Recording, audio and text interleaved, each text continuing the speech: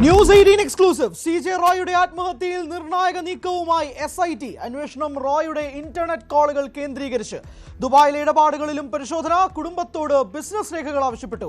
ഇടപാടുകാർ ആശങ്കപ്പെടേണ്ടതില്ലെന്ന് confident group.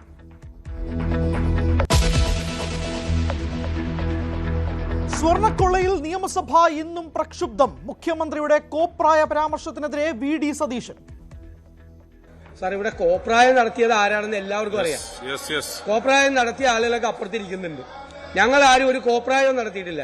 നിയമസഭയിൽ പ്രതിഷേധിച്ചു. പ്രതിപക്ഷത്തിനെതിരെ ആഞ്ഞടിച്ചു മന്ത്രിമാർ.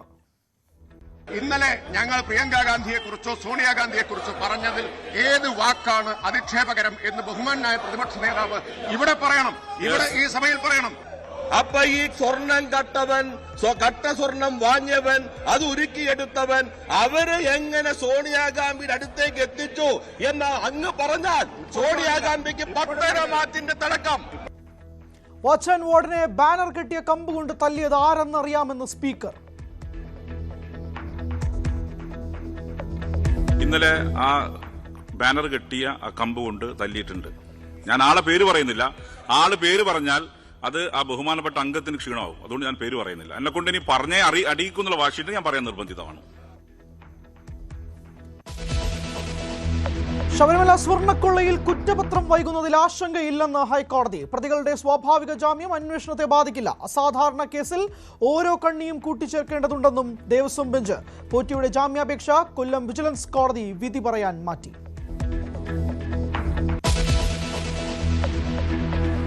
സംസ്ഥാനത്തോടുള്ള കേന്ദ്ര സമീപനം അടിയന്തരമായി തിരുത്തുകയും കേരളത്തിൻ്റെയും ഇന്ത്യയുടെ ആകെയും വികസനത്തിന് അനിവാര്യമായ ആവശ്യങ്ങളാണ് കേരളം ഉന്നയിക്കുന്നത്. ഇത് മനസ്സിലാക്കി കേരളത്തിൻ്റെ ആവശ്യങ്ങൾ അംഗീകരിക്കണമെന്ന് ഈ സഭ കേന്ദ്ര സർക്കാരിനോട് ആവശ്യപ്പെടുന്നു. കേന്ദ്ര സർക്കാർ അവഗണനയ്ക്കെതിരെ നിയമസഭയിൽ പ്രമേയം പാസാക്കി. സംസ്ഥാനത്തിന്റെ 29 ആവശ്യങ്ങളിൽ ഒന്നുപോലും പരിഗണിച്ചില്ലെന്ന് മുഖ്യമന്ത്രി. ഭൂമി കണ്ടെത്തിയിട്ടും എയിംസ് നൽകിയില്ല. ഫെഡറൽ തത്വങ്ങളുടെ ലംഘനമെന്നും പിണറായി. അതുകൊണ്ട് ആദ്യം തന്നെ ഒരു പോളിസി, ഞാൻ മന്ത്രിയായിട്ട് വന്നപ്പോൾ ഒരു തീരുമാനം എടുത്തു. പ്രൈവറ്റ് ബസ്സിന്റെ തലയ്ക്കലോടുന്ന പരിപാടി നമുക്ക് നിർത്താം. അവരൊരു ബിസിനസ്സാണ്, അവർ ടാക്സ് അടയ്ക്കുന്നവരാണ്, അവരത് നടത്തട്ടെ. നമുക്ക് എക്സ്ക്ലൂസീവ് ആയിട്ടുള്ള സ്ഥലങ്ങളിൽ ഏറ്റവും പാവപ്പെട്ടവരും സാധാരണക്കാരും താമസിക്കുന്ന മലയോര മേഖലകളടക്കം പുതിയ ബസ് വാങ്ങിക്കൊണ്ട്, ചെറിയ ബസ് വാങ്ങി നമ്മൾ ഓടിക്കാൻ തുടങ്ങിയപ്പോൾ അവിടെ കളക്ഷൻ വർദ്ധിച്ചു. ഈ കളക്ഷൻ വർദ്ധിച്ചതിന്റെ രഹസ്യം എന്ന് പറയുന്നത് ഈ അനാവശ്യമായ ഒരു അൺഹെൽത്തി കോമ്പറ്റീഷന് പോകണ്ട എന്നുള്ള തീരുമാനമാണ്. സ്വകാര്യ ബസ്സുകളോട് KSRTC മത്സരിക്കാനില്ലെന്ന് ഗതാഗത മന്ത്രി. സർക്കാർ നയം അതല്ലെന്ന് മുഖ്യമന്ത്രിയുടെ തിരുത്ത്.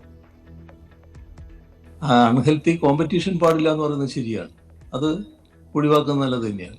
പക്ഷേ സാധാരണഗതിയിൽ ഇന്ന് കേരളത്തിൽ ധാരാളം പ്രൈവറ്റ് ബസ്സുകൾ ഓടുന്ന റൂട്ടിലും KSRTC ബസ്സുകൾ ഓടുന്നുണ്ട്. അവിടെ നിന്നെല്ലാം KSRTC ബസ്സുകൾ പിൻവലിക്കുക എന്നൊരു നയം നമ്മുടെ ഗവൺമെന്റിന് സ്വീകരിക്കാൻ പറ്റുന്നൊരു കാര്യമല്ല. മലക്കം മറിഞ്ഞ ഗണേഷ് കുമാർ. സ്വകാര്യ ബസ് റൂട്ടിൽ നിന്ന് KSRTC പിൻവലിക്കില്ലെന്ന് മന്ത്രി. പ്രൈവറ്റ് ബസ്സുമായി അൺഹെൽത്തി കോമ്പറ്റീഷൻ അല്ല. പ്രൈവറ്റ് ബസ് ഓടുന്ന എല്ലാ സ്ഥലത്തും മാറുന്ന പ്രശ്നമേ ഇല്ല.